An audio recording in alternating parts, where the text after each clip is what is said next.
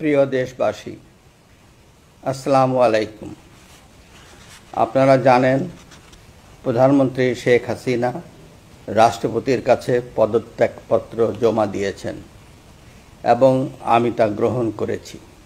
প্রধানমন্ত্রীর পদত্যাগ ও বৈষম্য বিরোধী ছাত্র আন্দোলনে সৃষ্ট পরিস্থিতিতে বঙ্গভবনে 3 বাহিনীর প্রধান এবং বিভিন্ন রাজনৈতিক দলের নেতৃবৃন্দ, সুশীল সমাজের প্রতিনিধি ও বৈষম্য বিরোধী ছাত্র আন্দোলনের কয়েকজন সমন্বয়কদের সাথে আলোচনা হয়। শুরুতেই সেনাপ্রধান বিরাজমান সার্বিক পরিস্থিতি ও রাজনৈতিক দলগুলোর সাথে তার আলোচনা সম্পর্কে আমাকে অবহিত করেন। রাজনৈতিক নেতৃবৃন্দও এ সময় তাদের বক্তব্য তুলে ধরেন। সভায় বৈষম্য বিরোধী ছাত্র আন্দোলনের নিহত শহীদদের স্মরণে শোক প্রস্তাব গৃহীত হয়। এছাড়া জরুরি ভিত্তিতে একটি অন্তর্বর্তীকালীন সরকার গঠনের সিদ্ধান্ত নেওয়া হয়। সকল দল ও অংশীজনদের সাথে আলোচনা করে গঠিত অন্তর্বর্তীকালীন সরকার যত দ্রুত সম্ভব নির্বাচনের ব্যবস্থা করবে। বৈষম্য বিরোধী ছাত্র আন্দোলন ও বিভিন্ন মিথ্যা মামলায় আটকসহ সকল বন্দীদের মুক্তি দেওয়া হবে। বৈষম্য বিরোধী ছাত্র আন্দোলনের নিহতদের পরিবারদের ক্ষতিপূরণ প্রদান ও আহতদের সুচিকিৎসার প্রয়োজনীয় সকল সহায়তা দেওয়া হবে।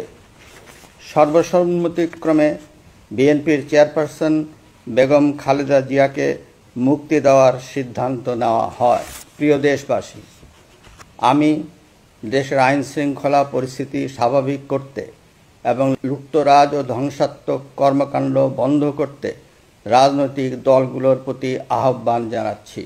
জনগণের জানমাল ও রাষ্ট্রীয় সম্পদ রক্ষায় সশস্ত্র বাহিনীকে কঠোর পদক্ষেপ নেওয়ার নির্দেশ প্রদান করছি। সাম্প্রদায়িক সম্প্রীতি ও সংখ্যালঘুদের নিরাপত্তা নিশ্চিত করতে এবং সরকারি সম্পত্তি রক্ষায় সকলকে এগিয়ে আসার আহ্বান জানাচ্ছি। দেশের অর্থনীতি, প্রশাসন ও শিল্প কলকারখানা চালু রাখার লক্ষ্যে সকলকে কার্যকর ভূমিকা রাখার আহ্বান জানাই। এছাড়া যারা হত্যা ও সহিংসতার সাথে জড়িত নিরপেক্ষ তদন্তের মাধ্যমে তাদেরকে আইনের আওতায় আনা হবে। গণপ্রজাতন্ত্রী বাংলাদেশের সংবিধান অনুযায়ী অনতিবিলম্বে বর্তমান সংসদ বিলুপ্ত করা হবে।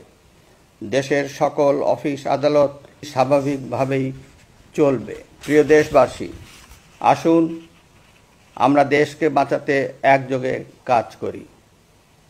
পারস্পরিক হিংসা বিদ্বেষ ভুলে ও প্রতিহিংসার ঊর্ধ্বে উঠে দেশকে এগিয়ে নিতে নিজ নিজ অবস্থান থেকে ভূমিকা রাখার জন্য আমি বিনয়ের সাথে আপনাদের প্রতি অনুরোধ করছি। একটি সুন্দর ও সোনালী ভবিষ্যতের প্রত্যাশায় আমরা এগিয়ে যাব ইনশাআল্লাহ।